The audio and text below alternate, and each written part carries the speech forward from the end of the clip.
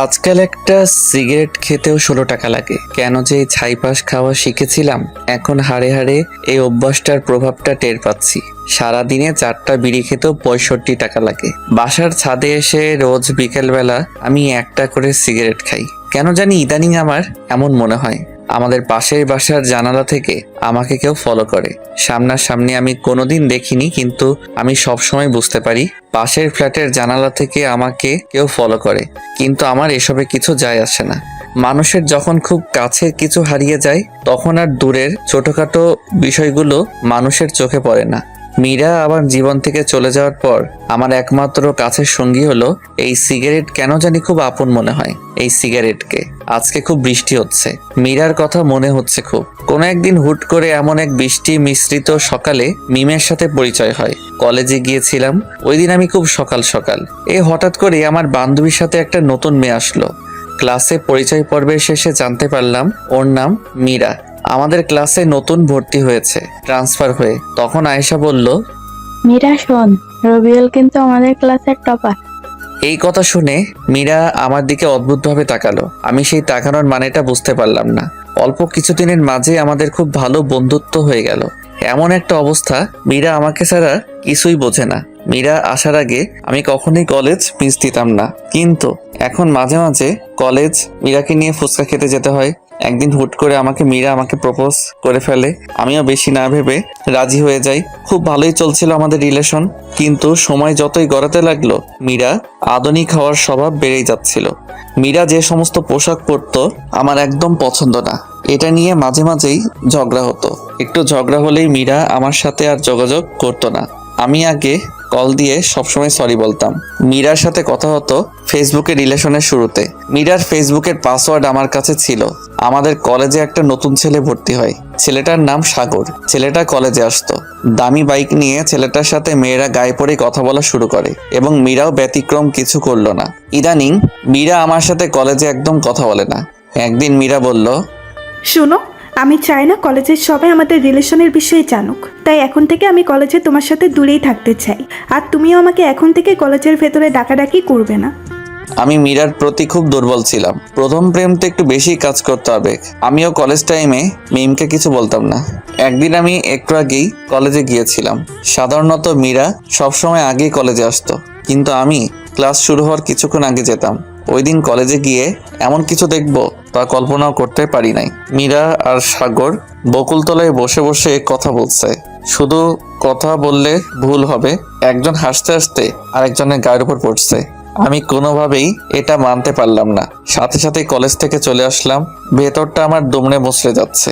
মীরা কেমন করে সাগরের মতো ছেলের সাথে এভাবে কথা বলবে? কোনো ধরনের সম্পর্ক ছাড়া এভাবে কেউ কথা বলতে পারে না। তাই ভাবতে লাগলাম। রাতে মীরাকে মেসেজ দিলাম, কিন্তু রিপ্লাই দিচ্ছে না। কল দিলাম, কল ধরছে না। এভাবে কিছুক্ষণ কল দেওয়ার পর ফোন বন্ধ দেখাচ্ছে। আমার তো মাথায় কিছুই ঢুকছে না, কি হচ্ছে আমার সাথে। মীরা আমাকে ব্লক করে দিছে। কিছুক্ষণ ভেবে মীরার ফেসবুক আইডিটা আমি লগ ইন করতে গিয়ে বুঝতে পারলাম মীরা ওর আইডির পাসওয়ার্ডটা পাল্টে নিয়েছে। আমি কোনোভাবেই আর মীরার সাথে যোগাযোগ করতে পারলাম না। পরের দিন কলেজে গিয়ে আমি মীরার সাথে কথা বলার চেষ্টা করলাম। তখন মীরা যা বলল তা সারা জীবন মনে থাকবে। আমার তোমার প্রতি কোনো ফিলিংস কাজ করে না। আমার তোমার সাথে আর থাকা সম্ভব না। আমি তাই আমাদের সম্পর্কটা এখানেই শেষ করতে চাচ্ছি। আজ থেকে তুমি তোমার মতো, আমি আমার মতো। মীরার কথা শুনে আমার না চাইতেও চোখের কোণে জল এসে পড়লো। ওর কথাগুলো শুনে আমি ওর হাত ধরতে গেলে উল্টো ভালোবাসার প্রতিদান হিসেবে ঠাস ওই একটা থাপ্পড়ে আমি হুঁশে ফিরলাম। আমি বুঝে গেলাম মীরার হৃদয়ে আমার স্থান কোথায়। 4 মাস পর, ওই দিনের পর তেমন কলেজে যাই না। আর ওই দিন থেকে আমার নতুন সঙ্গী হয়েছে সিগারেট। কিছুদিন পর দাদা অসুস্থ, তাই আম্মু আব্বু তাকে দেখতে যাবে। তাই আব্বু আম্মুকে স্টেশন থেকে রেলে তুলে দিয়ে বাসায় ফিরলাম। সন্ধ্যার পরপর হুট করে বাসার দরজায় কে যেন নক করলো। এই অসময়ে কি আসলো আবার? আব্বু আম্মু তো চলেই গেছে, তেমন কেউ তো নেই যে আসবে। দরজা খুলতে আমি পুরো হা হয়ে গেলাম। এ তো মৌ আপু, আমাদের পুরো এলাকার ক্রাশ। আমার থেকে 1 বছর সিনিয়র, যেরকম রাগী আর সেরকম সুন্দরী। আমি তো হা করে তাকিয়ে আছি আপুর দিকে। এই কি রে, তুই হা করে তাকিয়ে আছিস কেন? মুখটা বন্ধ কর, না হলে মশা ঢুকবে গাধা। আর তুই এত বেয়াদব কবে থেকে হলি? আমি আবার বেয়াদব হলাম কবে? তা কাউকে দরজায় দাঁড় করিয়ে রাখাটা কোন ধরনের আদব? সরি আপু, আসো, ভিতরে আসো। আসলে তুমি অসময়ে আমার বাসার দরজায়, তো তাই আমি একটু চমকে গিয়েছি। তা কেমন চলছে তোর দিনকাল? ভালোই চলছে। তোমার কি অবস্থা বলো আপু? আমার আর অবস্থা, দিনে 16 ঘন্টায় বই আর বইয়ের দিকেই তাকিয়ে থাকতে থাকতে চোখ বেচারা এখন একলা চলতে চায় না, সঙ্গী হিসেবে চশমাকে বেছে নিয়েছে।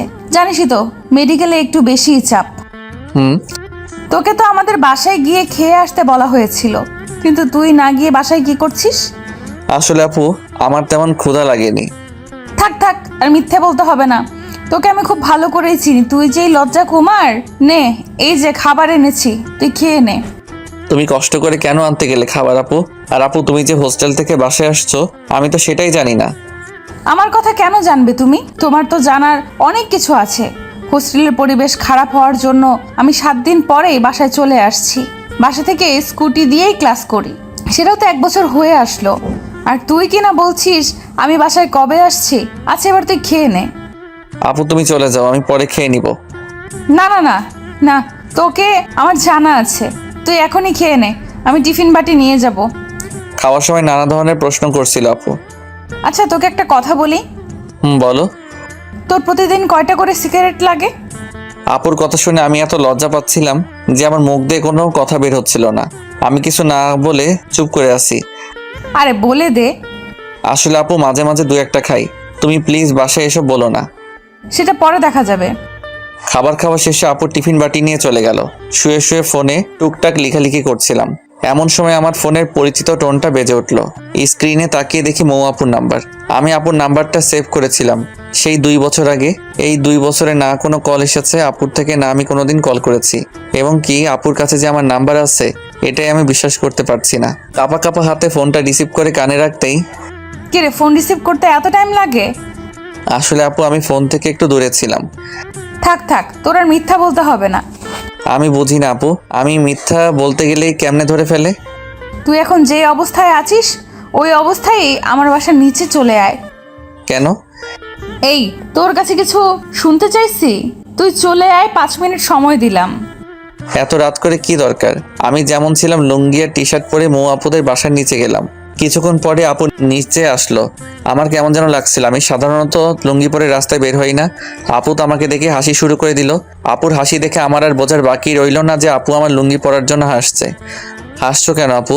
আমি কিন্তু চলে যাব তাহলে। তুমি তো বললে আমি যেমন আছি তেমন করে আসতে, আর বললে 5 মিনিটের মাঝে আসতে। তো আমি কেমনে করে এই অল্প সময় আবার কাপড় পাল্টিয়ে আসতাম? আর দেরি করে আসলেই তো বলতে যে বড়দের কথা রাখি না, বেয়াদব হয়েছি। ওরে রে, থাক বাবু, তুমি আর রাগ কইরো না।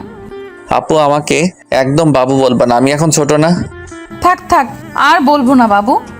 আপু এখন কিন্তু আমি চলে যাব। এই, তোর সাহস কিন্তু অনেক বেড়ে গেছে, এখন একটা রিক্সা নিয়ে আয়। এত রাত করে রিক্সা কই পাবো? আমার কিছু অ্যাসাইনমেন্ট কালকে জমা দিতে হবে, আর সেগুলো আমার এক বান্ধবীর বাসা থেকে আনতে হবে। মহা ঝামেলায় পড়ে গেলাম তো। আপু এই রাত করে রিক্সা পাওয়া পসিবল না, তুমি তোমার স্কুটিটা বের করো। যাক, তোর মাথা থেকে জীবনে প্রথম ভালো কোনো আইডিয়া বের হলো। তুই দাঁড়া, আমি 1 মিনিটে স্কুটিটা বের করে নিয়ে আসি। কিছুক্ষণ পর আপু স্কুটিটা নিয়ে বের হলো। আপু একটা কথা বলি? বল। আমি ড্রাইভ করি। আচ্ছা, এই নে ধর। সত্যি বলতে আমি জীবনে কখনো কোনো লেডি বাইকারের পেছনে বসিনি, আর বসতেও চাই না। মেয়ে মানুষের ড্রাইভিং আমি কমফোর্ট ফিল করি না। আমি ড্রাইভ করছি, আপু আমার পেছনে বসে আছে। এলাকা থেকে বের হওয়ার সময় মোড়ের টং দোকানে এলাকার উঠতি বয়সী ছেলেদের চোখ আমাদের এড়ালো না। সবাই হা করে তাকিয়েছিল। কিছুক্ষণ পর আপুর বান্ধবীর বাসার সামনে এসে উপস্থিত হলাম আমরা। আপু আমাকে বাইরে দাঁড় করিয়ে রেখে চলে গেল তার বান্ধবীর বাসায়। আমাকে যাওয়ার জন্য জোর করলেও আমি গেলাম না। প্রায় 20 মিনিট পর আপু বের হলো বাসা থেকে। এত দেরি করলো কেন? কিছু পেজ লেখার বাকি ছিল, সেটা লেখার জন্য দেরি হলো। আচ্ছা এবার চলো। চল। কিছুক্ষণ যাওয়ার পর হুট করে আপু বলল, রবিউল, বাইক থামা। আমি বাইক থামালাম। কেন থামাতে বললে আপু? চল ফুচকা খাই। এখন এই রাত করে ফুচকা খাবে তুমি? আমরা দুজনই খাবো। আসলে রবিউল, জানিস আমি জানি না আমি দেখতে কতটা ভালো বা খারাপ, কিন্তু জানিস ফুটপাতে বা কোথায় গিয়ে কিছু একটা চাইলে হয়তো ছেলেরা টিস করবে, আর সেটা না হলে এমনভাবে তাকিয়ে থাকবে যেন খাবারের বদলে আমাকেই গিলে খাবে। তার জন্য ইচ্ছে থাকা সত্ত্বেও বেশিরভাগ সময়ে বাইরের কোনো কিছু খাই না আমি। এখন তুই আছিস পাশে, প্লাস লোকজনও নেই তেমন, তাই খেতে ইচ্ছে হলো। আচ্ছা চলো আপু। আমরা দুজন মিলে ফুচকা খেলাম। আপু খুব ফুচকা পছন্দ করে সেটা আমি বুঝতে পারলাম। খাওয়া শেষ করে চলে আসলাম আমরা। আপুকে বাসায় নামিয়ে আমি চলে আসলাম আমার বাসায়। এসে আমি চলে গেলাম ছাদে। 5-7 ঘন্টা হয়ে গেছে সিগারেট থেকে দূরে আছি, খুব প্যারা হয়ে গেছে সিগারেটের জন্য। দুটো সিগারেটের লাইটার নিয়ে চলে গেলাম। কেন জানি আজকে আপুর সাথে কথা বলার সময় বেশ কয়েকবার মীরার কথা মনে পড়েছিল আমার। ছাদের এক কোনায় দাঁড়িয়ে সিগারেট মাঝের পাতাগুলোকে পুড়িয়ে ধোঁয়াগুলো হৃৎপিণ্ডের চারপাশ দিয়ে ঘুরিয়ে সেগুলোর সাথে মীরার স্মৃতিগুলোকে বাহিরে বের করে আকাশের দিকে তাকিয়ে হাওয়াতে মিশিয়ে দিচ্ছি। মধ্যরাতে আমি রুমে আসলাম। এই মধ্যরাতটা খুবই অদ্ভুত। আমরা সবাই মধ্যরাত বললেও এই মধ্যরাত মানে হচ্ছে একটা রাতের শেষ আর একটা দিনের শুরু। এরকম অনেক মধ্যরাত যে নির্ঘুম পার করেছি। সকালবেলায় দরজায় কড়া নাড়ার শব্দে আমার ঘুম ভাঙলো। দরজায় খুলতে আমার চোখ তো পুরো আটকে গেল। মৌ আপুকে মেডিকেল কলেজের ড্রেসে দেখে আমি পুরো হা হয়ে তাকিয়ে আছি। এই আবার হা করে তাকিয়ে আছিস কেন? গলা দিয়ে মাছি ঢুকবে। আসলে আপু তোমাকে খুব ভালো লাগছে কলেজ ড্রেসে। হয়েছে হয়েছে, এত বেলা অবধি ঘুমানো স্বাস্থ্যের জন্য খারাপ। আপু জানি আমি ভালো ভালো কাজ করলেই যে সবকিছু আমার সাথে ভালো হবে সেই কথাই আমি বিশ্বাসী না। আচ্ছা আচ্ছা, তোর এই কাব্যিক কথা আমাকে বলতে হবে না।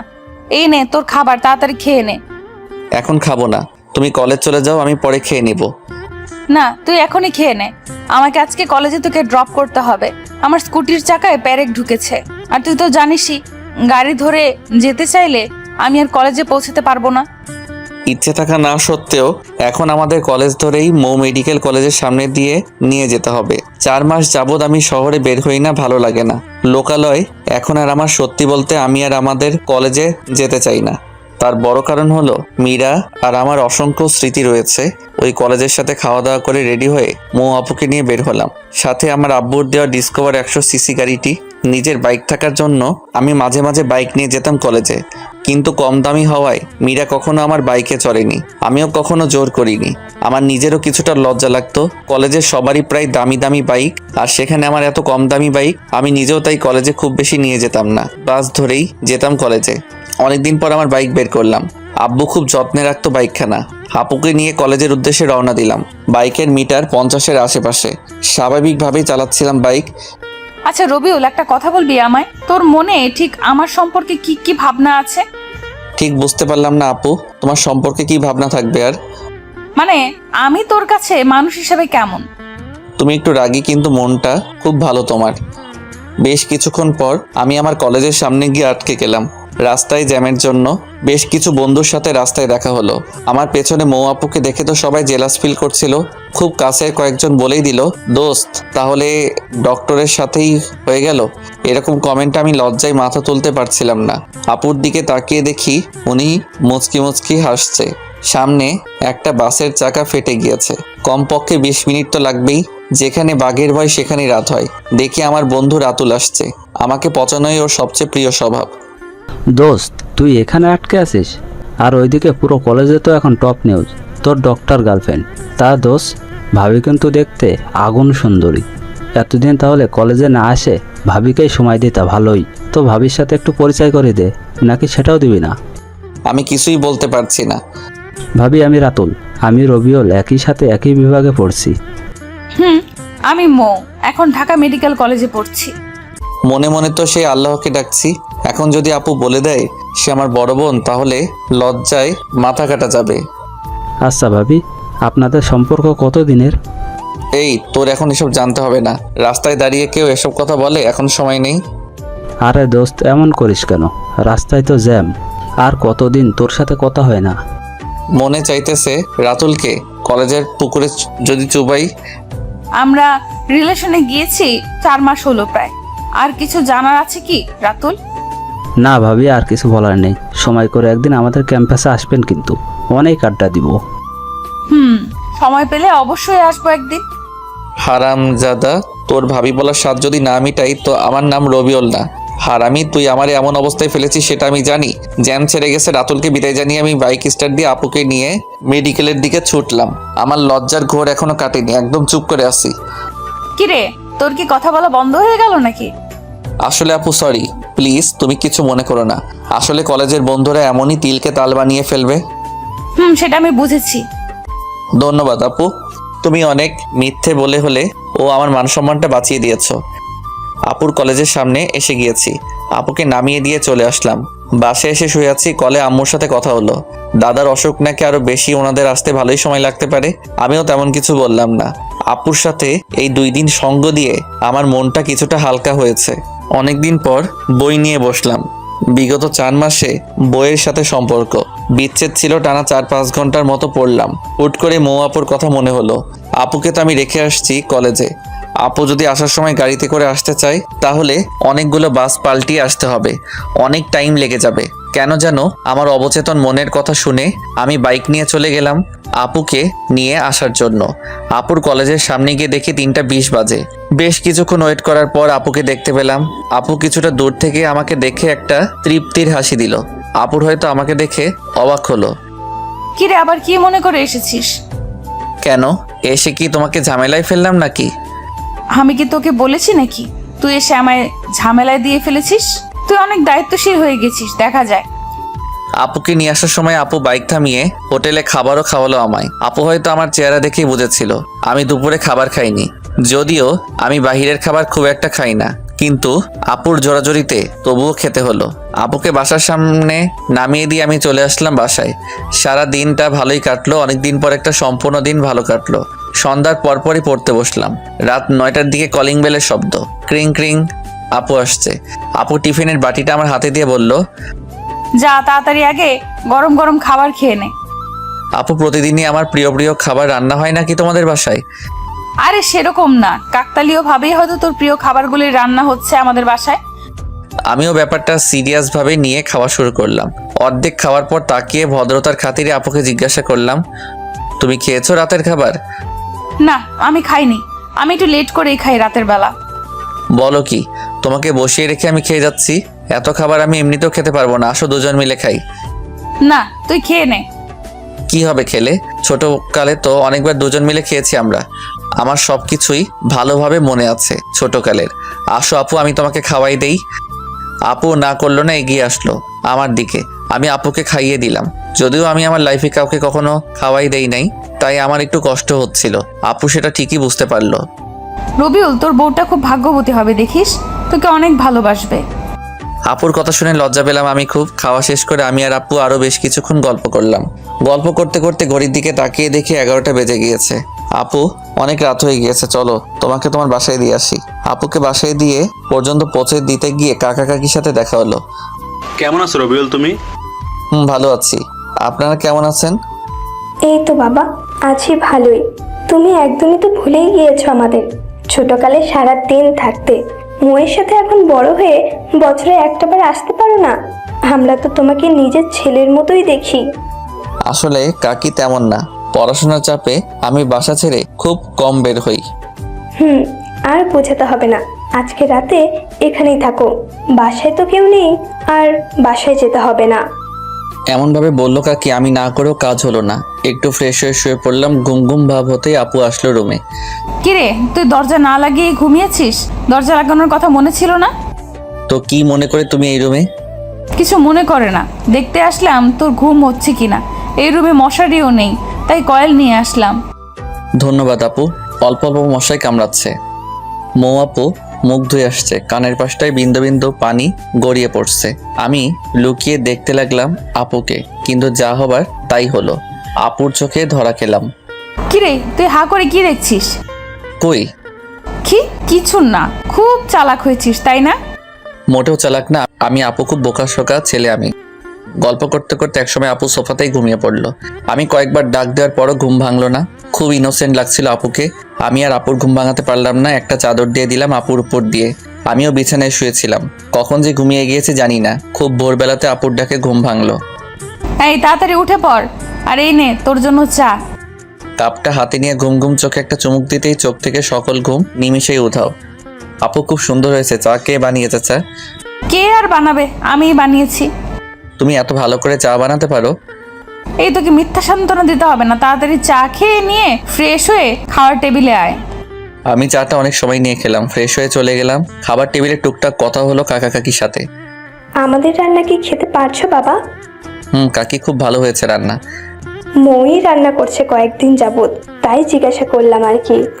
খাওয়া দাওয়া শেষ করে আমি আপুর থেকে বিদায় নিয়ে বাসায় চলে আসলাম। 9টার দিকে আপুর কল আসলো। আসসালামু আলাইকুম আপু। ওয়ালাইকুম সালাম, কি করছিস? বসে আছি। আমাকে একটু কলেজে রেখে আসবি? আমার স্কুটি তো ঠিক করা হয়নি, আজকে আমার 11:30 থেকে ক্লাস। আচ্ছা, একসাথেই যাবনি। ওকে, তুই যখন বের হবি তখন আমায় কল দিস, তাহলেই হবে। আচ্ছা আপু। কিছুক্ষণ পর রেডি হয়ে বাইক নিয়ে চলে গেলাম আপুর বাসার নিচে। কল দিয়ে আপুকে আসতে বললাম। কিছুক্ষণ পরে আপু এসে উপস্থিত হলো। তারপর আপুকে নিয়ে রওনা দিলাম। মনে মনে গান গাইতে ইচ্ছে করছিল, এই পথ যদি শেষ না হয় তবে আপু কেমন হবে তুমি বলো তো। এই বাকিটা তো আর মনে নাই, মনে না থাকাই ভালো। আপু এই গান শুনলে চলন্ত বেঁকে আমার গলা টিপে ধরবে। আমি ক্লাস 7-এ পড়ি, আপু পড়তো 8-এ। আপুর সাথে আমি স্কুলে যেতাম। ছোটবেলাতে আপু আর আমি সবসময় একসাথে স্কুলে যেতাম। হাই স্কুল জীবন থেকে আপুর পেছনে এলাকার বিভিন্ন ছেলেরা ঘুরতো। আমাদের এলাকার সিনিয়র এক ভাই ছিল। ভাই টুকটাক পলিটিক্স করতো, এলাকায় খুব প্রভাব ছিল, তার জন্য সবাই ভয় পেত কম বেশি। ভাইয়ার নাম ছিল আকাশ। উনি আপুকে ওই সময় খুব পছন্দ করত। প্রতিদিনই স্কুলে যাওয়া আর আসার সময় আপুর জন্য রাস্তায় দাঁড়িয়ে থাকতো। এভাবে 6 মাস চলে যায়। বেচারা ভাইয়ার জন্য ওই ছোট বয়সে আমারই মায়া জন্মে গিয়েছিল। একদিন সাহস করে আপুকে প্রপোজ করে ভাইয়া। আপু সরাসরি কোনো ভনিতা না করে জানিয়ে দেয় আপু কোনো রিলেশনশিপে যেতে পারবে না, কিন্তু ভাইয়া তবুও হাল না ছেড়ে আপুকে ফলো করত। একদিন আবারও কথা বলার জন্য আপুকে ডাক দেয়। আপু ওই দিন না দাঁড়িয়ে হাঁটা শুরু করতে গেলে ভাইয়া আপুকে থামানোর জন্য আপুর হাত ধরার চেষ্টা করে, আর সাথে সাথে আপু দাঁড়িয়ে স্যান্ডেল খোলে। আকাশ ভাইয়ার গালে বিদ্যুৎ গতিতে 5-7 বার জোড়া দিয়ে মারলো। পরে বিষয়টা এত ভাইরাল হয় যে আকাশ ভাইয়া লজ্জায় এলাকা ছেড়ে প্রবাসে পাড়ি জমায়। আমার কলেজের সামনে এসে আমি বাইক থামালাম। আপু তুমি এখানেই দাঁড়াও, আমার কলেজে একটু কাজ আছে, তা শেষ করে আসছি। আচ্ছা। কলেজে এসেছি আমাদের ডিপার্টমেন্ট প্রধান সালাম স্যারের সাথে দেখা করতে। ক্লাস টপার হওয়ার জন্য স্যার আমাকে খুব আদর করতো আর শাসনও করতো খুব। মীরার বিষয়টা জানার পর স্যার নিজেই আমাকে কলেজে আসতে মানা করেছিল, কারণ স্যার খুব ভালো করেই জানতো কলেজে আসলেই মীরা আর সাগরকে একসাথে দেখে আমার অবস্থা দিন দিন খারাপই হতো। সত্যি বলতে ক্যাম্পাসে সবাই জানতো কম বেশি ভালোবাসায় কতটা সিরিয়াস ছিলাম। স্যারের চেম্বারে গিয়ে দেখি স্যার নেই। অফিস সহকারীর সাথে কথা বলে জানতে পারলাম স্যার আমাদের ক্লাসে ক্লাস নিচ্ছে। আমি আমাদের ক্লাসের সামনে গেলাম, খুব নার্ভাস লাগছে, হয়তো অনেকদিন পর মীরার সাথে দেখা হবে। দরজা খুলে স্যার আসতে পারি? আসো। আসসালামু আলাইকুম স্যার। ওয়ালাইকুম আসসালাম। কেমন আছো তুমি? ভালো আছি স্যার, আপনার সাথে কিছু কথা আছে। আচ্ছা, আমার ক্লাস শেষ, তুমি আমার রুমে আসো। তারপর স্যারের সাথে কলেজের ব্যাপারে কিছু কথা ছিল, সেগুলো বলে চলে আসলাম আপুর কাছে। তারপর আপুকে নিয়ে কলেজে নামিয়ে দিলাম। ধন্যবাদ, সাবধানে যাবে বুঝলি, আমাকে মেসেজ দিস পৌঁছে। আমি বাধ্য ছেলের মতো মাথা নেড়ে চলে আসলাম। বাসায় এসে আপুকে একটা কল দিয়ে জানিয়ে দিলাম আপুর সাথে কথা বলে কেমন যেন একটা শান্তি পাই। এই শান্তিটার মানে কি সেটা আমি জানি না। বিকেলে আবার আপুর কল। কি রে রবিউল, কি করতেছিলি? তেমন কিছু না আপু। কাজ না থাকলে আমায় একটু নিতে আসতে পারবি? আমি আসছি। আপুকে নিতে গেলাম। আপুর কথা ভাবতে ভাবতে বাইক চালিয়ে যাচ্ছিলাম। হুট করে আচমকা রাস্তায় কুকুর এসে পড়লো। আমার বাইকের সামনে যা হবার তাই হলো। ব্যালেন্স ঠিক রাখতে পারলাম না, রাস্তার পাশের একটা বড় গাছের সাথে ধাক্কা খেলাম। তারপর আর কিছুই মনে নাই। চোখ খোলার পর নিজেকে হসপিটালে আবিষ্কার করলাম। উপর দিকে তাকিয়ে দেখি আমার হাত ব্যান্ডেজ করে ঝুলানো রয়েছে। ভালো করে চারপাশে তাকাতেই দেখি মৌ আপু আমার মাথার পাশে বসে কান্না করছে।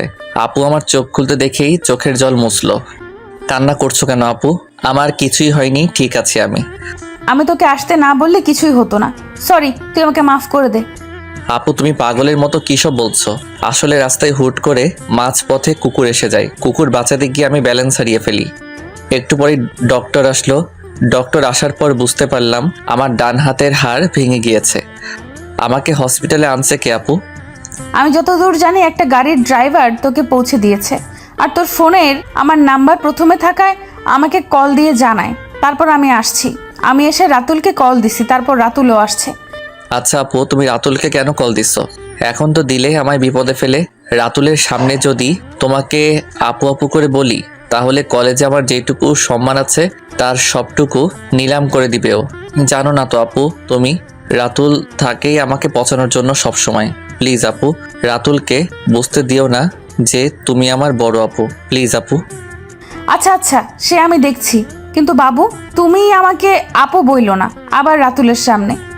আমাকে আপুর সাথে কথা বলতে শুনেই রাতুল ভেতরে আসলো।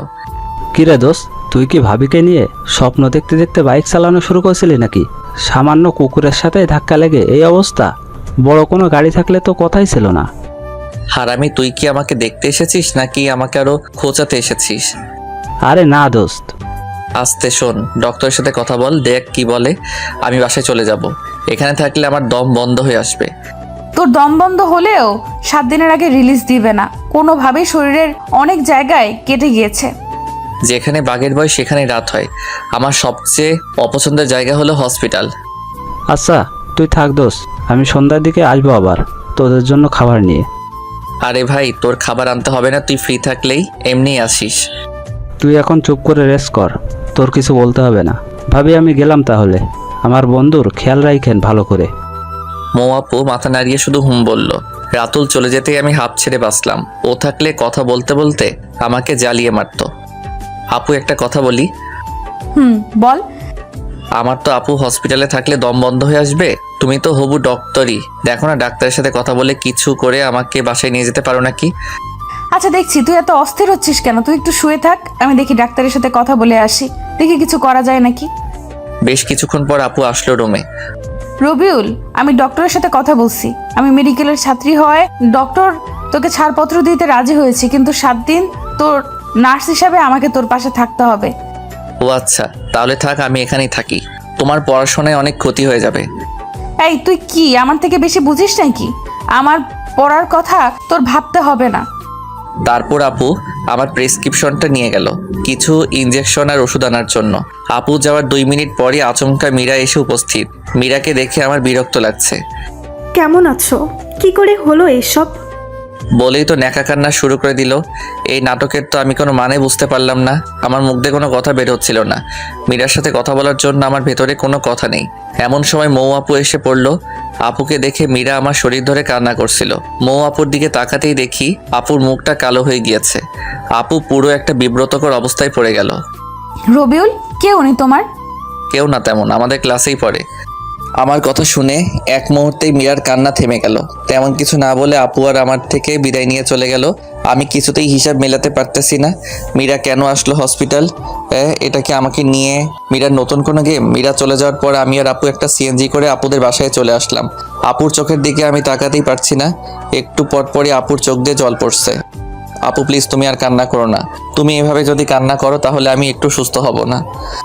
আপু চোখের জল মুছে জোর করে হাসার চেষ্টা করলো আপু। কিছুক্ষণের মধ্যে বাসায় পৌঁছালাম, কিন্তু হাত ভাঙা থাকায় খাওয়া নিয়ে বাজলো বিপত্তি। আমি চামিচ দিয়েও ভাত তুলতে পারছিলাম না। পুরো হাতই শক্ত করে ব্যান্ডেজ করা। বাধ্য হয়ে আপু আমাকে খাওয়াই দিচ্ছিল। আপু তুমি এত ভালো করে খাওয়াই দিতে শিখলে কই থেকে? এর আগে কাকে কাকে খাওয়াইছো? আমার লাইফের ফার্স্ট কাউকে আমি নিজের হাতে খাইয়ে দিতেছি, বুঝলি? বুঝেছি আপু। কি বুঝলি? এটাই যে আপু তুমি সব বিষয়ে পারফেক্ট একজন মানুষ। আপু একটা কথা বলি। বল। তোমার বিএফ নেই? আছে আমার বিএফ। আপুর বিএফ আছে, এই কথাটা শুনে আমার ভেতরটা নাড়া দিয়ে উঠলো। আপু আমি আর খাবো না, আমার পেট ভরে গিয়েছে। আপু চলে গেল প্লেট রেখে আসতে। বুঝলাম না, আপুকে তো আমি ভালোবাসি না, তাহলে আপুর বিএফ আছে এটা শুনে আমার কষ্ট হচ্ছে কেন? তবে কি আমি আপুর প্রেমে পড়ে গিয়েছি? না, এসব ভাবাও ঠিক না। আপু কিছুক্ষণ পর রুমে আসলো। কিরে রবিউল, মন খারাপ নাকি তোর? একটু মন খারাপ। আব্বু আম্মুর কথা মনে পড়েছে। ও আচ্ছা, তুই শুয়ে শুয়ে বিশ্রাম নে, তাহলে কোনো কিছু লাগলে আমাকে ডাক দিস। আমার কিছু পড়া আছে, আমি পড়তে বসবো। আচ্ছা আপু যাও তুমি। আর শোনো আপু, কাকা কাকিকে বলো তারা যেন আমার অ্যাক্সিডেন্টের কথা আব্বু আম্মুকে না জানায়। শুধু শুধু চিন্তা করবে। আচ্ছা সেটা আমি এখন বলে দিচ্ছি, তুই বিশ্রাম কর। আপু চলে গেল। আপু যাওয়ার সাথে সাথেই কেমন যেন শূন্যতা অনুভব করছি। শুয়ে শুয়ে অতীতের কথাগুলো ভাবছি, কত না সুন্দর ছিল দিনগুলো। মীরা এসে আমার জীবনটা এলোমেলো করে দিচ্ছে। সত্যিকারের ভালোবাসা মানুষের জীবনকে যেমন সুন্দর করে তোলে, মিথ্যে ভালোবাসা তেমনি জীবনকে বিস্ময় করে তোলে। এজন্যই হয়তো কোনো একজন বলেছেন, মদ খা, পারলে গাঁজা খা, তবু প্রেম করিস না। কলিজাটা পচে যাক, তবু ভেতরটা ভালো থাক। 11টার দিকে আপু আসলো, এর সাথে 2 কাপ কফি এনেছে। এই নে কফি, খা, ভালো লাগবে। আপুর থেকে কাপটা নিয়ে চুমুক দিতেই ভেতরটা শান্ত হয়ে গেল। অসাধারণ কফি বানিয়েছে আপু। কফি খেতে খেতে গল্প করছিলাম। আচ্ছা আপু, তুমি কিন্তু বললে না তোমার বিএফ আছে কিনা? এই তুই আমার বিএফ এর খোঁজ খবর নিয়ে কি করবি বল? তোর কি মনে হয় আমার বিএফ আছে কিনা? মেডিকেলে পড়ে আবার বিএফ? আমার সম্পর্ক ওই ডিপার্টমেন্টের বইয়ের সাথেই। আপুর কথা শুনে তৃপ্তি পেলাম। আচ্ছা, তোর জিএফ নেই? তুই তো ডুবে ডুবে জল পান করিস। সত্যি বলতে আমিও সিঙ্গেল এখন আপু, কিন্তু একটা রিলেশনে ছিলাম আমি অতীতে, কিন্তু মেয়েটা অল্পতেই ধোকা দিয়ে চলে গিয়েছে। আমার কথা শুনে আপু এইভাবে হাসবে এটা আমি ভাবিনি। আপুর হাসির শব্দে আমার হৃদয়ে খুব আঘাত করলো। আমার কি দোষ নাকি? আমার দোষ এটাই, আমি অন্ধের মতো আমার ভালোবাসার মানুষটিকে বিশ্বাস করেছি। আমার চোখ দিয়ে অজান্তেই জল এসে পড়লো। আরে পাগল, সরি, কান্না করে দিতে হবে তাই? আরে কলেজ লাইফে দু একটা প্রেম বিচ্ছেদের ঘটনা স্বাভাবিক, বুঝলি? দেখিস ওই মেয়ের চেয়েও ভালো একজন আসবে তোর জীবনে। তুই শুধু মন দিয়ে পড়াশোনা কর, ক্যারিয়ারে ফোকাস রাখ, এখন নতুন করে রিলেশনে জড়াস না। আর বেশ কিছুক্ষণ গল্প করে আপু আমাকে গুড নাইট জানিয়ে চলে গেল। আমিও ঘুমিয়ে পড়লাম। আপু চলে যাওয়ার পর বেশ কিছুক্ষণ আপুকে মিস করলাম। ধীরে ধীরে আপুর সাথে ক্লোজ হয়ে যাচ্ছি। খুব ভালো লাগে আপুর সঙ্গ এখন আমার। আপুর সাথে যতক্ষণ থাকি একবারের জন্য মীরার কথা মনে হয় না। আমার পরের দিন সকালে কাকি আর মৌ আপু ঝগড়া হচ্ছিল। আমি অবশ্য ঝগড়ার কারণ বুঝতে পারলাম না, শুধু বুঝতে পারলাম আপু যেন কি নিয়ে কাকির সাথে তর্ক করছিল। ভদ্রতার জন্য আমি রুমেই ছিলাম চুপচাপ। আপু আমাকে সকালে খাবার খাইয়ে দিয়ে চলে গেল কলেজে। তেমন কোনো কথা বলল না আপু। আমি ভালো করে বুঝতে পারলাম আপুর মন খারাপ। আমিও তাই কিছু জিজ্ঞাসা করলাম না। শুধু মন খারাপ হলে এক কথা আপুকে দেখে স্পষ্ট বোঝা যাচ্ছে অনেক রেগেও আছে আপু। আপু চলে গেল কলেজে। আপু চলে যাওয়ার পর কাকির সাথে কথা বলে বুঝতে পারলাম মৌ আপুর বিয়ের কথা চলছে। বিয়ের অনেক আগে থেকেই ঠিক, কিন্তু আপুর জন্য হয়নি। এসএসসি থেকে কাকা কাকি জোর করছে বিয়ের জন্য, কিন্তু আপু পড়াশোনার অজুহাত দেখিয়ে 3 বছর যাবৎ বিয়েটা আটকে রেখেছে। যে ছেলের সাথে বিয়ে ঠিক সে আপুর খালাতো ভাই। আমেরিকান প্রবাসী, বিয়ের পর হয়তো আপুকেও সাথে করে নিয়ে যাবে। আপুকে আমেরিকার একটা মেডিকেলে ভর্তিরও ব্যবস্থা করে দিবে। কাকির সাথে কথা বলে আমার ভেতর থেকে যেন শক্তি হারিয়ে গেল। আপুর সংস্পর্শে এসে আমি অনেকটা স্বাভাবিক জীবনে ফিরেছি। আর আপুকে এত তাড়াতাড়ি হারিয়ে ফেলবো এটা আমি কল্পনাও করিনি। সারাটা দিনই রুমে শুয়েছিলাম। ঘুমানোর অনেক চেষ্টা করলেও মোটেও ঘুমাতে পারলাম না। বিকেলবেলা একটু ছাদে গেলাম। ফোনটায় গান বাজিয়ে আমি বসে বসে সূর্যাস্ত দেখছিলাম। এমন সময় হুট করে আপুর ডাকে হুঁশ ফিরল। কিরে, ছাদে কি করিস একা একা? আমি তোকে সারা বাসা খুঁজে ক্লান্ত হয়ে গিয়েছি। তা তোর মন কি খারাপ নাকি? না, মন খারাপ না, এমনি বসে আছি একটু। সকালে কাকির সাথে কি নিয়ে ঝগড়া করলে? যদিও আমি জানি কি নিয়ে আপু ঝগড়া করেছে, তবুও আপুর থেকে শোনার জন্য জিজ্ঞাসা করেছি। ও ভালো কথা মনে করেছিস। তোকে একটা কথা বলি, কাউকে বলিস না। আচ্ছা আপু বলো। আমার বিয়ে ঠিক করেছে আম্মু আব্বু। 3 বছর অনেক কষ্টে আটকে রেখেছি, কিন্তু এবার আর পারবো না রে। আমি হয়তো বিয়ের আগে কোনো পাগলামি করে ফেলতে পারি। তুই কথা দে, আমি যাই করি না কেন তুই আমাকে সাহায্য করবি। আপু এমনভাবে বললো আমি না করতে পারলাম না। আপুকে কথা দিয়ে ফেললাম, যাক ভালোই লাগছে। আপু তাহলে কোনোভাবে হয়তো নিজের বিয়েটা আটকে দিবে। 10 দিন পার হয়ে গিয়েছে, আজকে আমার ব্যান্ডেজ খুলে দিল আপু। আমি এখন পুরোপুরি সুস্থ। আম্মুর সাথে কথা হয়েছে, আমি বলেছি তোমরা আরও কিছুদিন থাকো, আমার কোনো প্রবলেম হচ্ছে না। আপুদের বাসা থেকে আমার বাসায় চলে আসছি। ভালোভাবেই চলছিল দিন। টুকটাক খোঁজ খবর আপুই নেয় আমার, আর খাবার তো আপুই দিয়ে যায়। এর মধ্যে একদিন রাত 2টায় আপুর কল। আমি একটু ভয় নিয়ে রিসিভ করলাম। এত রাতে আপু কি মনে করে কল দিল? এই তোকে কয়বার কল দিচ্ছি দেখ, আর আমি 22 বার কল দিচ্ছি এইবার নিয়ে। সরি আপু, আমি ঘুমেছিলাম। আচ্ছা আচ্ছা, কি হয়েছে আপু বলো। কিছু হয়নি, দরজা খোল তাড়াতাড়ি। এই দরজা খুলতে বলছি, তোকে খুলবি নাকি মার খাবি? আমি কিছুটা অবাক হয়ে দরজা খুললাম। খুলেই তো কারেন্টের শক খেলাম। আপু একটা ব্যাগ নিয়ে দাঁড়িয়ে আছে। ভেতরে ঢুকে আমাকে যা বললো তা শোনার জন্য আমি মোটেও প্রস্তুত ছিলাম না। এই তাড়াতাড়ি তোর কিছু প্রয়োজনীয় কাপড় গুছিয়ে নে, আমি বাসা থেকে পালিয়েছি। আমার মাথায় কোনো কিছুই কাজ করছিল না। কি হলো, কথা কানে যায় নাই? আপুর থাপ্পড়কে হুঁশে ফেললাম। ব্যাগ গুছিয়ে নিয়ে বাসা তালা দিয়ে বের হলাম। এখন আমি আর আপু রেডি স্টেশনে দাঁড়িয়ে আছি। আমি এখনো জানি না আপু কই যাবে। চারদিকে শুনশান নীরবতা, দেখে বোঝার উপায় নেই এই স্টেশনগুলো দিনের বেলায় কতটা ব্যস্ত হয়ে পড়ে। স্টেশনে যদি কোনো মানুষ হতো তাহলে এখনকার পরিস্থিতি হতো ঠিক কমায় যাওয়া একজন রোগী। কিছু মানুষ স্টেশনে রাত্রি যাপন করে, যাদের থাকার মতো আশ্রয় নেই। কতই না অদ্ভুত রহস্যময় আমাদের এই পৃথিবী। অনেক ঘর ফাঁকা আছে আমাদের দেশে, যেখানে ঘুমানোর কেউ নেই। আর এখানে ঘুমানোর মানুষ আছে কিন্তু ঘর নেই। দিন শেষে আমরা মিথ্যে করে বলে ফেলি উচ্চ গলায়, মানুষ মানুষের জন্য। আমার মনে হয় এটা বলা ঠিক না। এখন বলা উচিত মানুষ স্বার্থের জন্য। আপুর দিকে তাকিয়ে আমি কিছুই বুঝতে পারছি না। এরকম পরিস্থিতিতে এত চুপ করে আছে কেমন করে? আপুর ডাকে কিছুটা হকচকিয়ে গেলাম। রবিউল, বলো আপু। এই শোন, সবার আগে তুই আমাকে এই আপু বলাটা অফ করে রাখ। যেভাবে আপু আপু করিস মানুষের সামনে না আবার বিপদে ফেলে দেস। আপুর কথার আগামাথা কিছুই বুঝলাম না। আপু বললে আবার কিসের বিপদ হবে। আমি না বুঝে ইশারায় মাথা নাড়ালাম। আপু টিকিট কাউন্টার থেকে টিকিট কেটে নিল। আমি একদম চুপ করে আছি। এই নে, টিকিটগুলো তোর কাছে রাখ। টিকিট হাতে নিয়ে বুঝতে পারলাম আমরা সিলেট যাচ্ছি। ঘড়ির দিকে তাকিয়ে দেখি 3:40 বাজে। রেল আসবে 3:55-তে, আর এই স্টেশন থেকে ছেড়ে যাবে ঠিক 4টায়। আপু, তোমার প্ল্যানিংয়ের কিছু তো বললে না। 2 ঘন্টা যাবত তোমার সাথেই আছি শুধু। শোন, এখন কোনো কথা নয়, রেলে চড়ার পর আমি সব বলবো। আমি শুধু মাথা নাড়ালাম। আমরা দুজনে মিলে রেলে চড়লাম। আমরা ভিআইপি কামরায় উঠেছি। আমরা বাদে পুরো কামরাই, কয়েকজন কাপল বাদে পুরো কামরাই ফাঁকা ছিল। একটা হুইসেল দিয়ে চালু হলো রেল। রেল চালু হতে আপু মনে হয় হাঁপ ছেড়ে বাঁচলো। আচ্ছা আপু, এখন বলো তোমার পুরো প্ল্যান কি? তুই তো কিছুটা জেনেছিলি আগেই। আম্মু আর আব্বু আমার উপর জিদ করে কোনো ধরনের অনুষ্ঠান না করে আজকে আমাকে বিয়ে দিয়ে দিত।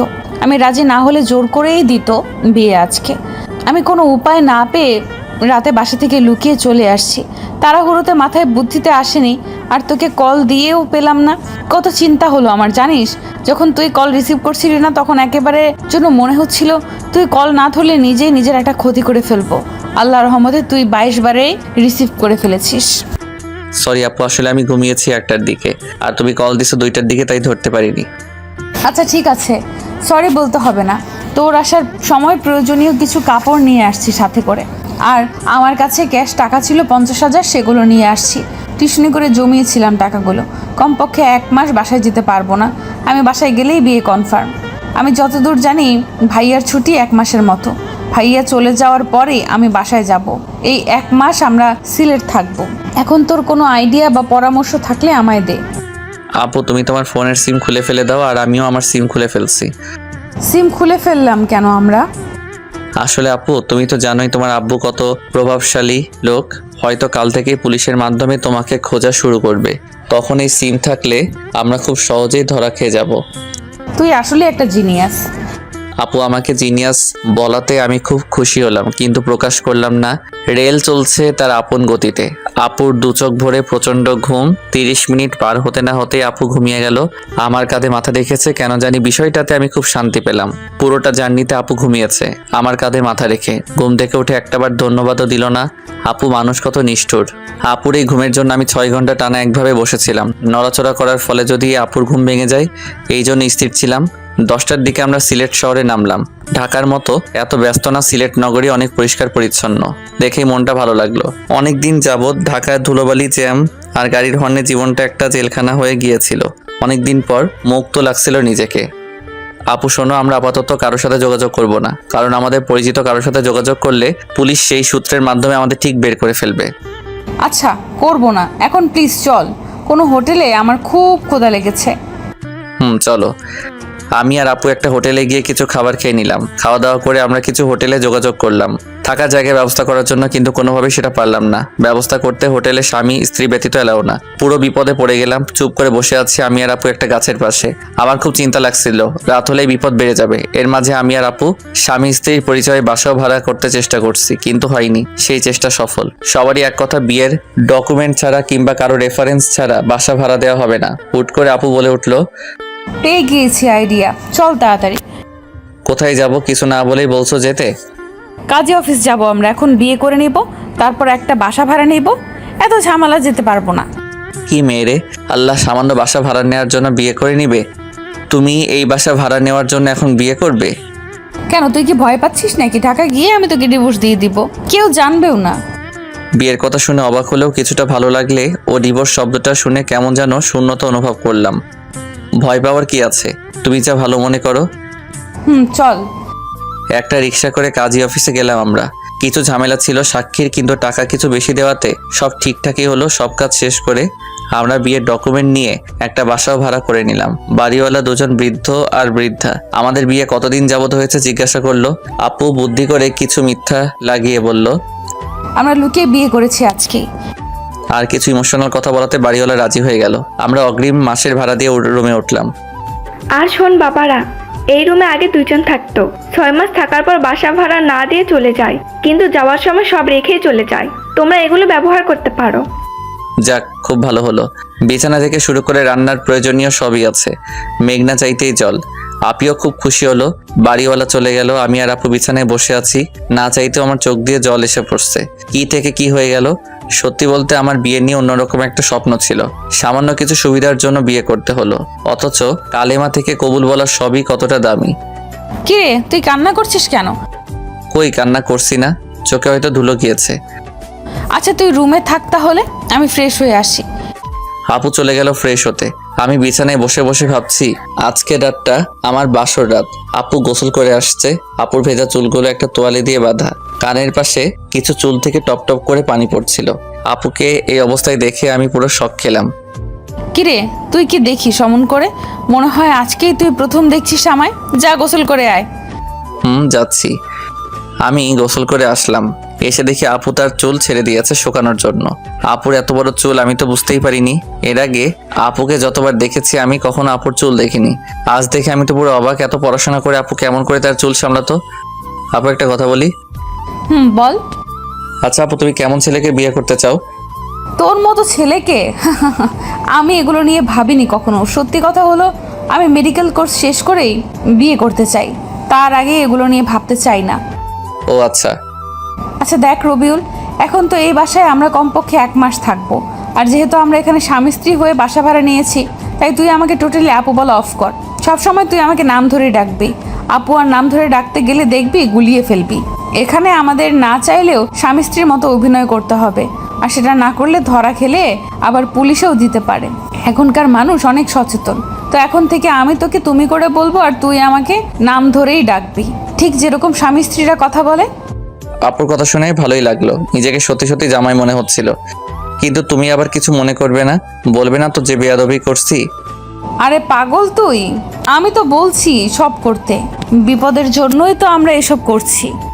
আচ্ছা মৌ, খুব ভালোবাসা মিশিয়ে আপুকে নাম ধরে বললাম। রাতের বেলায় আবার বাড়িওয়ালা আসলো আমাদের রুমে। তোমাদের নামই তো ভালো করে জানা হলো না। আন্টি, আমার নাম রবিউল আর ওর নাম মৌ। ও আচ্ছা, তোমাদের খুব ভালো মানিয়েছে। কিন্তু দোয়া করি তোমরা অনেক সুখী হও। এই যে তোমাদের জন্য রাতের খাবার নিয়ে আসছি। এখন তো আর কিছু রান্না করতে পারবে না, আর হোটেলও বাসা থেকে অনেক দূরে। তোমরা দুজন মিলে খাবার খেয়ে নিও। আমি আসি তাহলে। আচ্ছা আন্টি, যাক ভালোই হলো, খুব ক্ষুধা লেগেছিল আমার। আচ্ছা মৌ, চলো আমরা খেয়ে নিই তাহলে। তোমাকে কি খাইয়ে দিতে হবে? আপু আমার দিকে খুব অবাক হয়ে তাকালো। তুই এমন করে কথা বলিস কেন? কেমন করে বলি? এমনভাবে বলছিস যেন আমরা সত্যি সত্যি স্বামী স্ত্রী। থাক থাক, কথায় আসে তো। কান আর ভালো করতে নেই। তুমি বললে যেন আমরা স্বামী স্ত্রীর মতন থাকি, আর এখন বলছো আমি কিভাবে কথা বলছি। আর তুমি নিজেই বললে স্বামী স্ত্রীর মতন অভিনয় করতে। হ্যাঁ বলছি তো। তো এখন তুমি আমাকে তুই করে বলছো কেন? সরি, আসলে সারা জীবন তুই করে বলেছি। আচ্ছা এরপর থেকে আর হবে না। সরি, তুমি রাগ করো না। আমি তুমি করেই বলবো, কিন্তু দয়া করে এইটার ফায়দা নিও না। যদি কোনো রকম ফায়দা নিতে চাও তাহলে আমি তোমার মাথা ফাটিয়ে দেব। কি ভয়ঙ্কর মেয়ে বাবা। আরে তুমি কি আমাকে ওই ধরনের ছেলে ভাবো? না, সেটা ভাবিনি, কিন্তু ছেলে বলে কথা। মৌ, তুমি আমার চরিত্র নিয়ে কথা শোনালে। হয়েছে, এখন আর ঝগড়া করতে হবে না। চলো এখন আমরা ঘুমিয়ে পড়ি। এখনই ঘুমিয়ে পড়বো? কেন, না ঘুমিয়ে কি করব আমরা? ফোন তো সিম নেই যে একটু অনলাইনে যাব। তাই বলে বাসর রাতে ঘুমানো কি ঠিক হবে? বাসর রাত মানে? আরে দেখো, আমাদের বিয়েতে কোনো ভেজাল নেই। পিওরভাবে বিয়ের সব কাজ সম্পূর্ণ করেছি আমরা। ইসলামী শরীয়ত মেনেই তো বিয়ে করেছি। সেই হিসেবে আমাদের তো বাসর রাতই আজকে। চলো না মৌ, সকল নিয়ম ভেঙে ফেলি আজকে আমরা। আমার কথাগুলো শুনে এক মুহূর্তে আপুর চোখে ভয় চলে আসলো, যদিও কথাগুলো আমি সব বলছি মজা করে। রবিউল তুমি প্লিজ এসব বলো না। আমি তোমাকে আমার চেয়েও বেশি বিশ্বাস করি। আমি জানি আমি ভুল করলেও তুমি কোনো ভুল করবে না। সরি, আমি তোমার সাথে একটু মজা করেছি। আপুর নাম ধরে ডাকতে আমার খুব লজ্জা লাগে, কিন্তু তবুও অভ্যাস করে নিতে হবে, কারণ অন্য কেউ আপু ডাক শুনে ফেললে আবার ঝামেলায় পড়তে হবে। আচ্ছা চলো আমরা তাহলে এখন ঘুমাই। সারাদিন তো অনেক ধকল গেল আমাদের উপর দিয়ে, কিন্তু বিছানায় যেতেই হলো। আর এক বিপত্তি, দুজনে আমরা এক বিছানায় ঘুমাবো। এই তুমি আমার সাথে ঘুমাবে কেমনে? তুমি নিচে ঘুমাও, আমি বিছানায় ঘুমাবো। আমাকে দিয়ে এত কিছু করিয়ে তুমি কি আমাকে নিচে রাখতে যাচ্ছ? আর এই ঠান্ডায় আমি ফ্লোরে ঘুমালে কালকে আমাকে কবর দিতে হবে। তাও ঠিক। একটা কাজ করো, বিছানার মধ্যে বালিশ দাও, আমি ওপাশে আর তুমি ওপাশে ঘুমাও। আচ্ছা ঠিক আছে। আপু আর আমি শুয়ে আছি। গত 24 ঘন্টায় কত কিছুই না ঘটে গেল। কল্পনায়ও এগুলো কখনো আমার মাথায় আসতো না। কিছুদিন আগেও যাকে হারানোর ভয়ে আঁতকে উঠেছিল আমার অবচেতন মন, আর আজকে তার সাথে এক বিছানায় রয়েছি। আবার হয়তো 1 মাস পর কোথায় থাকবো সেটা সৃষ্টিকর্তাই ভালো জানে। অনেক চেষ্টা করেও আমার ঘুম আসছিল না। আপুর দিকে একটু তাকাতেই দেখি আমি গভীর ঘুমে আছি। এত তাড়াতাড়ি ঘুমাই কেমনে মানুষ? আপুকে নিষ্পাপ লাগছিল ঘুমন্ত চেহারায়। আপুকে দেখে একটু লোভ হচ্ছে। আপুকে যদি একটু স্পর্শ করতে পারতাম। কি সব ভাবছি রাতে আমি। আপুকে নিয়ে ভাবতে ভাবতে ঘুমানোর জন্য খুব সুন্দর একটা স্বপ্ন দেখলাম। সকালবেলায় আপুকে দেখে স্বপ্নের কথা মনে হতেই আমার লজ্জা লাগছিল। রাতে স্বপ্ন দেখেছি আপু আর আমি শুয়ে আছি। আমি কোনো একটা কারণে রাগ করেছি। এই রবিউল, তুমি আমার উপর রাগ করে আছো কেমনে? তবুও আমি কোনো কথা বলছি না। আপু বারবার আমার সাথে কথা বলার চেষ্টা করছিল। আমি চুপ করে আছি। একসময় এসে আপু জোর করে আমার ঠোঁটে ঠোঁট লাগিয়ে খুব জোরে একটা আমি নিঃশ্বাস নিতে পারছিলাম না। আপু ছেড়ে দেওয়ার পর আমি হাঁপাচ্ছিলাম। এই তুমি কি নিয়ে হাসছো? কিছু না, এমনি হাসছি। সারাদিনে আপুর সাথে খুনসুটি ভালোই কাটলো। বিয়ের প্রথম দিন। মৌ, আমি একটু বাইরে যাব, তুমি বাসায় থেকো, কোথাও যেও না। আমাকে একা রেখে কই যাবে তুমি এই নতুন জায়গায়? আমার একটু দরকার আছে, থাকো তাহলে। আমি গেলাম। আমার মানিব্যাগটা নিয়ে বের হলাম। বাসা থেকে বের হয়ে একটা রিক্সা নিয়ে শহরে গেলাম। আসলে আমি শহরে আসছি মৌ আপুর জন্য কিছু বই কিনতে। আমি চাই না এই 1 মাসে আপুর পড়াশোনার ক্ষতি হোক, তাই দেখি কিছু বই ম্যানেজ করা যায় নাকি। আসার সময় লুকিয়ে আপুর কলেজের কার্ডটা নিয়ে আসছি। আপুর কার্ডে সব লেখা ছিল। আমার বই খোঁজার জন্য বেশি কষ্ট হলো না। মেডিকেল কলেজের একটা লাইব্রেরি থেকে আপুর সেমিস্টারের সব বই কিনে নিলাম। সব মিলিয়ে 3000 টাকার বই কিনলাম। ভালোই সময় লেগে গেল বই কিনতে কিনতে। বাসায় ফিরতেই আপু এমনভাবে দরজা খুলে দিল যেন খুব মিস করছিল। এত দেরি করতে হবে তোমার? যদি সত্যি তোমার বউ হতাম, একা রেখে এত সময় বাইরে এইভাবে থাকতে পারতে? জানো কতটা চিন্তা হচ্ছিল আমার। সরি, তোমার জন্য ছোট একটা সারপ্রাইজ আছে বলেই মৌয়ের হাতে বইয়ের প্যাকেটটা দিলাম। আমি আসার সময় গিফট পেপারে করে মরিয়ে নিয়ে আসছিলাম। বইগুলো গিফট পেপার খুলে আপু খুশিতে চিৎকার করে এসে আমায় জড়িয়ে ধরলো। আমি তো পুরো শকড। কয়েক সেকেন্ড পর আপু আমায় ছেড়ে দিয়ে সরি, আমি উত্তেজনায় তোমায় জড়িয়ে ধরে ফেলেছি। বইগুলোকে খুব মিস করছিলাম। আমি জানো তুমি 1 মাসে কমপক্ষে 450 ঘন্টা পড়তে হবে। অনেক পিছিয়ে পড়তাম বইগুলো না পেলে। অনেক অনেক ধন্যবাদ তোমায়। আপুর খুশিতে মনটা ভরে গেল। প্রিয়জনের জন্য কিছু করতে পারাটা বেশি কিছু না, শুধু একটা চেষ্টার। এভাবে কিছুদিন চলে গেল। আপুর সাথে সম্পর্কটা অনেক বন্ধুত্বে রূপ নিয়েছে। খুব ভালো বোঝাপড়া আমাদের মধ্যে। এখন আর আপুকে আপু বলতে ভালো লাগে না, নাম ধরেই ডাকতে বেশি ভালো লাগে।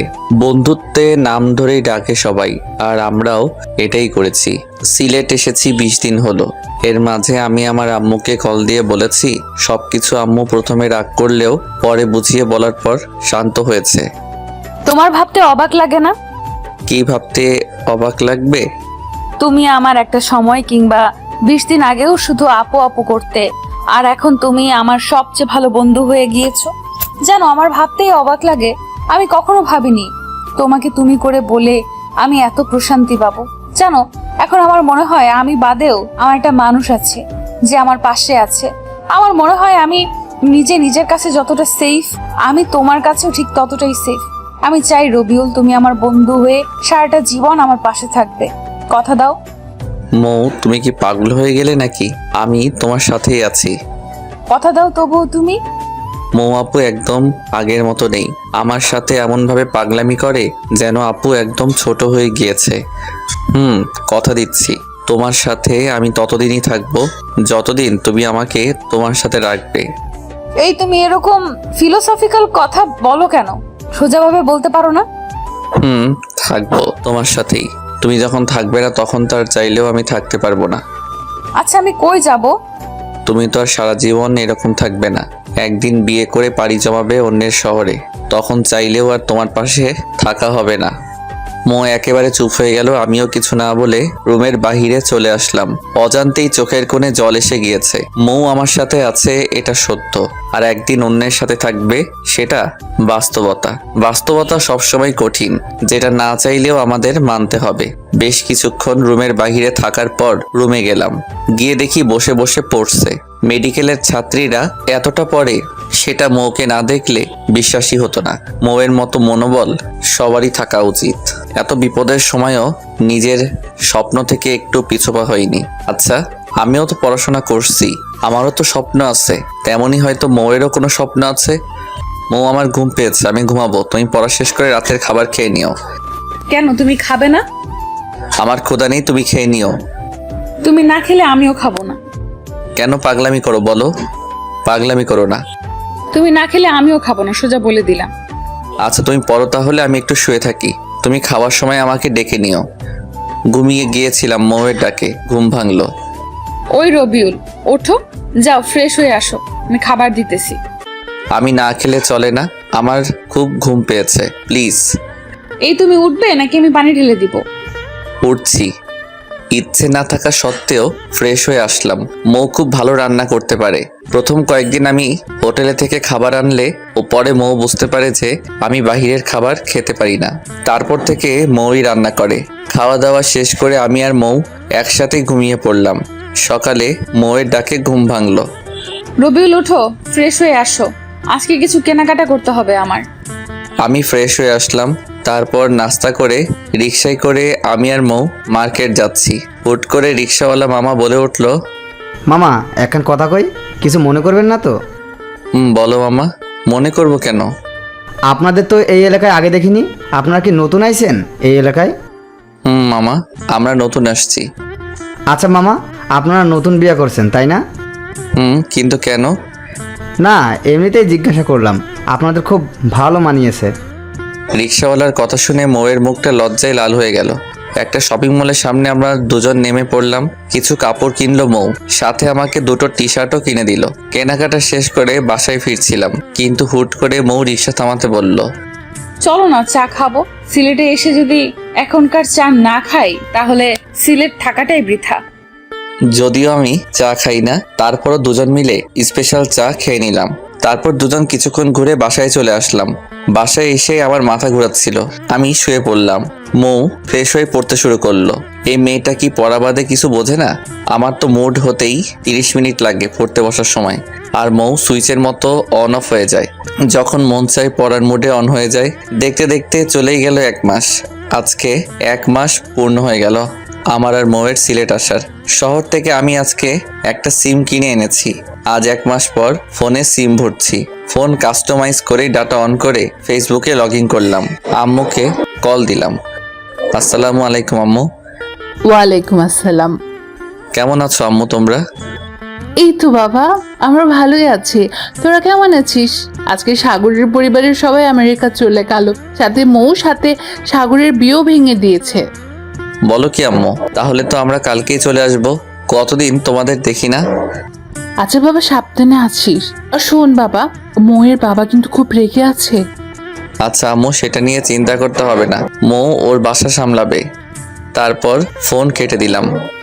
মৌ, শুনছো তুমি? বলো, ডাকছো কেন? একটা গুড নিউজ আছে। কি নিউজ শুনি? তোমার সাগর ভাইয়ার পরিবারের সবাই আমেরিকা চলে গিয়েছে, আর যাওয়ার আগে তোমার আর সাগরের বিয়েও ভেঙে দিয়েছে। মৌ শুনেই তো খুশিতে চিৎকার দিয়ে এসে আমায় জড়িয়ে ধরলো।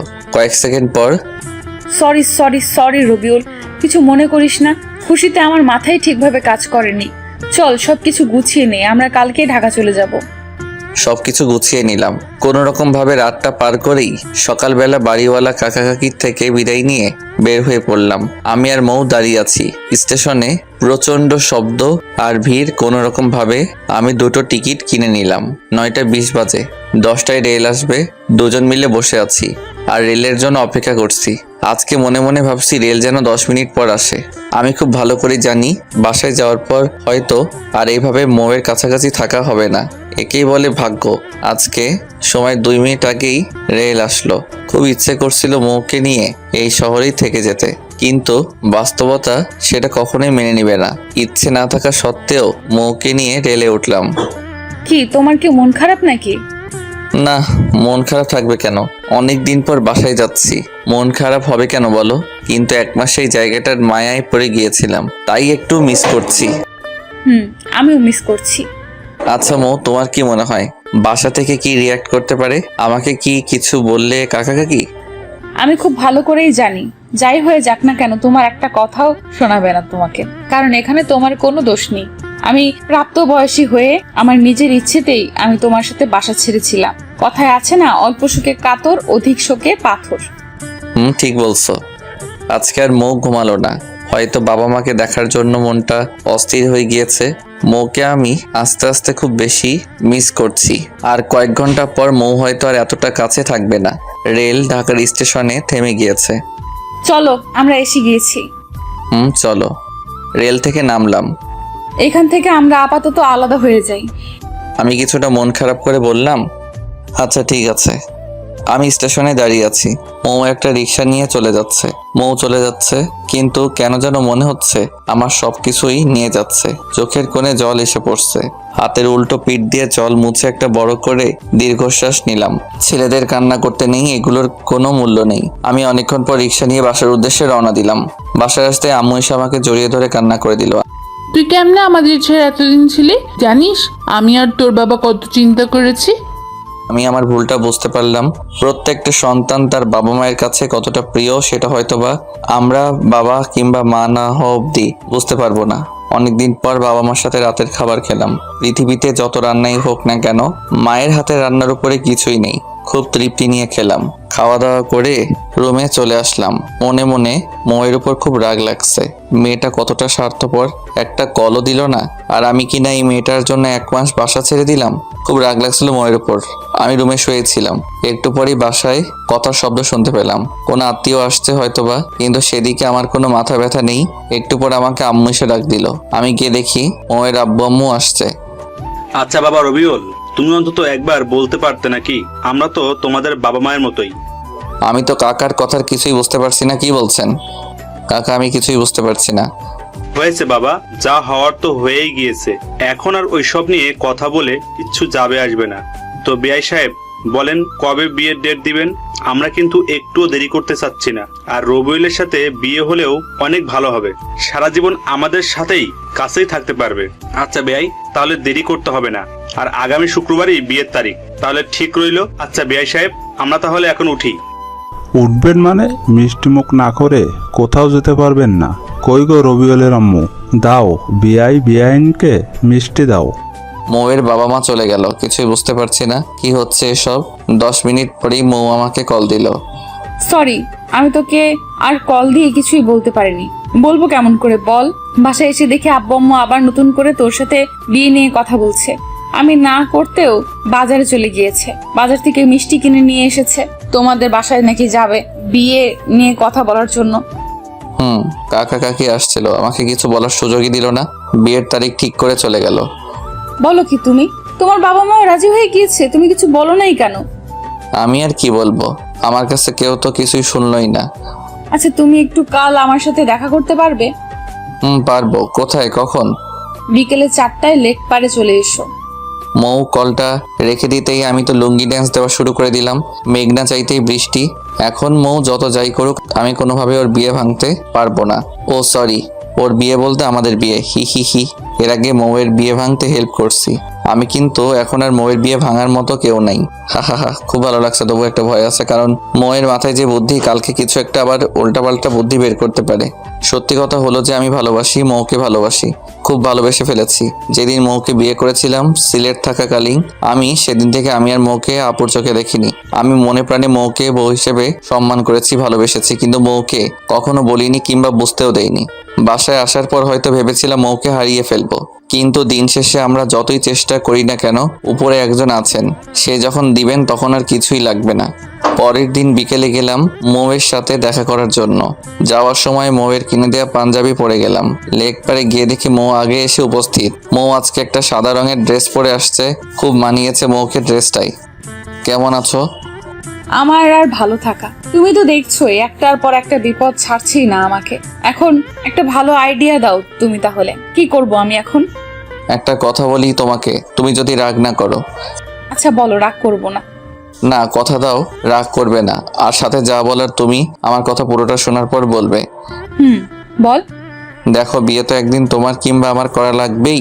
আর আমি তো ছেলে হিসেবে খারাপ না, তো তুমি চাইলে আমাকেই বিয়ে করে ফেলো। বিয়ে করার পর তো কাকা কাকি তোমাকে আর প্রেশার দিতে পারবে না। বলা শেষ। থাকো তুমি তোমার আইডিয়া নিয়ে। তোমার থেকে এই আইডিয়া অন্তত আমি আশা করিনি। আর আমি তোমাকে কখনোই স্বামী হিসেবে মানতে পারবো না। রাগ দেখিয়ে চলে গেল। যতই রাগ করো মৌ, এখন আর কোনো উপায় নেই। বউ হিসেবে তুমি শুধু আমারই হবে। রাতে মৌয়ের কল দিয়েছো কেন? তখন তো কিছু না বলেই রাগ দেখিয়ে চলে আসলে। আমি কি বিপদে নেই? আমিও তো বিপদে আছি। বিপদে মাথা গরম করে কিছুই হয় না, উল্টো আরো পরিস্থিতি খারাপ হয়ে যায়। আমি একটা আইডিয়াই তো দিয়েছিলাম, তুমি ভালো কিংবা খারাপ কিছু একটা বলতে পারতে, আর সেটা না করে রাগ দেখিয়ে চলে আসলে। তুমি আর আমি হয়তো ঠিক ছিলাম, আমরা 1 মাস এক বিছানায় থেকেও দুজনকে স্পর্শ পর্যন্ত করিনি, কিন্তু সমাজ এটা মানবে না। দিন শেষে আমরাও সমাজের নিকট দায়বদ্ধ। এখন যদি আমাদের বিয়েটা না হয়, তাহলে কাকা কাকি আর আমার বাবা মা স্বাভাবিকভাবে এই এলাকায় বসবাস করতে পারবে না। এক একজন এক এক রকমের কথা শোনাবে, তখন তাদের অবস্থাটা কি হবে তুমি বুঝতে পারছো কি? চুপ করে আছে মৌ। বেশ কিছুক্ষণ পর মৌ বলল, আচ্ছা, তবুও কি কোনো আইডিয়া নেই তোমার কাছে? এখন আমাদের জন্য চুপচাপ সব নেওয়াটাই ভালো হবে। পরে না হয় পরিস্থিতি স্বাভাবিক হলে তখন যে কোনো কিছু করা যাবে। আচ্ছা ঠিক আছে, তুমি খাওয়া দাওয়া করছো কি? না, খাইনি, একটু পর খাবো। আচ্ছা একটা কথা বলো তো মৌ, বলো। তুমি কি আমাকে মিস করছো না একটুও? মিস করার কি আছে? তুমি তো আর মারা যাওনি কিংবা চলেও যাওনি কোথাও, তাহলে মিস করার কি আছে? মিস করার কি আছে বলেই কলটা কেটে দিলাম। মেডিকেলের স্টুডেন্ট বলেই আবেগ ভালোবাসাহীন? কি মৌ, এমন করে কেমনে বললো বুঝলাম না। 1 মাস থাকলাম আমরা একসাথে। 1 মাস তো একটা মানুষ যদি একটা বিড়ালকে সময় দাও, তাকেও যদি 2 দিন সময় দিতে না পারে, তাহলে সেই মানুষটা সেই বিড়ালকে মিস করবে। এটা স্বাভাবিক নাকি? মিস করে মিথ্যা বললো মৌ। যাক, এসব ভেবে মাথা নষ্ট করার দরকার নেই। রাতুলকে একটা কল দিলাম। দোস্ত কেমন আছিস? এই তো ভালোই আছি। তুই কি এই ঘরে আছিস? আমি তো শুনলাম তুই মঙ্গল গ্রহে চলে গেছিস। শোন, মজা নেওয়া বাদ দে, এখন কাজের কথাই আয়। বল। একটা সুখবর আছে। সুখবর? কি সুখবর? আগামী শুক্রবার আমার আর মৌয়ের বিয়ে। কি বলিস মামা, তুই যে খবর শোনালি, আমার তো এখনই নাচতে মন চাচ্ছে। বাসায় অনেক কাজ করতে হবে, আমার তো তেমন কোনো কাজই নেই, তাই তুই কালকেই চলে আয়, আব্বু তোকে আসতে বলছে। আচ্ছা, আমি কালকেই আসতেছি। দেখতে দেখতে শুক্রবার এসে গেল। আমার খুব লজ্জা লাগছে, কেন যেন নিজেকে খুব স্পেশাল লাগছিল। কত আয়োজন, কত সাজ, সব আমারই জন্য। সময় যেন থেমে যাচ্ছে, একদম যাচ্ছে না। এর মাঝে মৌয়ের সাথে কয়েক দফা কথা হয়েছে। অনেক বোঝানোর পরও একই কথা, আমাকে বিয়ে করলেও স্বামী হিসেবে মানতে পারবে না। যাই হোক, বিয়ে হয়ে গেলে আমার ভালোবাসাকে নিজের করে নিব। মৌ আবার পালাতে চেয়েছিল, তাতে বুঝতে পারছি সুখ আর শোক একসাথে পেতে চলেছি। সব আয়োজন শেষ করে দ্বিতীয়বারের মতো কবুল বলছি। মনে মনে খুব হাসছি, 2বার বিয়ে করে ফেললাম। এতক্ষণ মৌকে আমি দেখতেই পারিনি, এখন আমার পাশে মৌকে আনা হয়েছে। বিয়ের সাথে মৌকে এত ভালো লাগছে যে সেটা আমি লিখে বা বলে প্রকাশ করতে পারবো না। বিয়ের সব কাজ শেষ করে এখন ফেরার পালা। মৌ এমনভাবে কান্না শুরু করে দিল, আমি তো পুরো ভেবাচাকা খেয়ে গেলাম। সত্যি বলতে বিয়েটা মেয়েদের কান্না করাটাই স্বাভাবিক, কিন্তু মৌদের চোখে কেন যেন আমি জল মানতে পারছি না। কারণ মৌ তো আর সত্যি সত্যি মনে থেকে আমাকে স্বামী মেনে বিয়ে করছে না। তাহলে এরকম কান্না করার মানে কি? আবার এমনও হতে পারে মানুষের চাপেই কান্না করছে, না হলে আবার লোকে কথা বলবে যে কেমন মেয়ে দেখো, বিয়ের দিনও একটু কান্না করছে না। কান্না করতে করতেই আমাদের বাসায় চলে আসলাম। আমার রুমে আসতেই তো আমি পুরো চমকে গেলাম। এত ফুল আর এত সুন্দর করে সাজানো হয়েছে, যেটা আমার কল্পনাতেও ছিল না। পুরো ঘরটায় রজনীগন্ধা আর গোলাপের ঘ্রাণে ভরে উঠছে। বাসা ভর্তি মেহমান। রাত 11টা অবধি জিনিয়ার কাছে যেতে পারলাম না, আমার আত্মীয়রা একে ঘিরে রেখেছে। 11টা আস্তে আস্তে সবাই চলে গেল। রাতুল আমাকে এক প্রকার ধাক্কা দিয়েই ঘরে ঢুকিয়ে দিল।